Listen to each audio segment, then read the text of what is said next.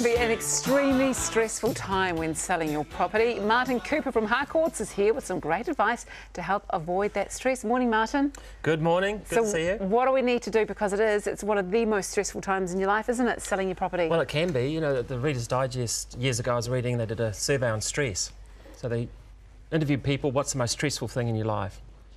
First thing they came up was like death of a close relative.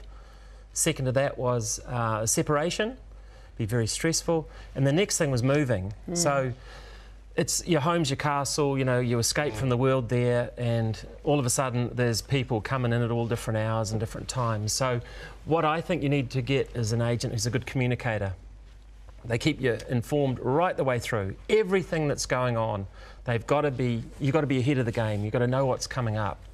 So make sure your agent's a good communicator. Is number one, to avoid the stress. What else do you think you need to look for? Because you've got your agent and you want to try and alleviate some of that stress.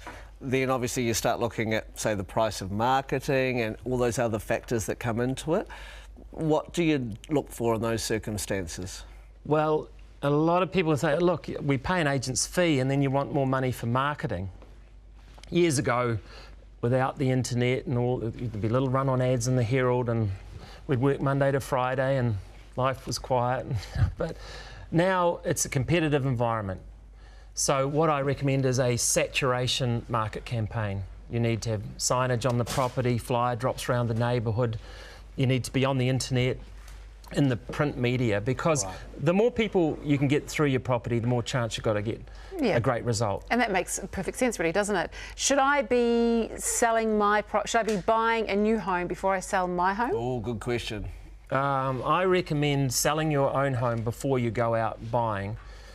You can extend a possession date. You can nominate the possession date, so you can give yourself sell your house, know how much you've got to work with, and then get out hunting. And you're far better off to negotiate with the purchaser, with the seller, because if you've got your cash, you're not conditional, you can go in and get a better...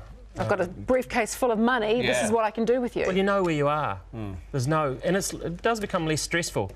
Unless you can't find one, then it's very stressful. That's the thing. I think that's what people panic about. It's like, will I ever find another house again? But renting for a while is an adventure too. It's not the end of the world, is it? No, true. It's not. Okay, what about for those people that own a home and they're looking at moving into a retirement village? Can you give us some advice on that? Because I know a few people that are dealing with that at the moment. Well, I think people need to look at moving while they're fit and able. A lot of people are getting a bit older and they think, I'm not ready for that yet. But the worst circumstances I've seen is when people have had a fall, they've broken their hip or something, then the family's coming in and they've lost control of their future and their destiny. So if you're thinking about selling your family home and getting into a retirement village, go in and check it out and do it while you're fit and able. Go a bit earlier. And I'll tell you what, I've seen people, they get a new lease of life. We've sold people that Poynton over on the North Shore. Lady Jan Fisher there, go and see her. She is lovely. But I go in there, visit the people. They're happy, they're in a community, they're not out in the suburb, they're not isolated.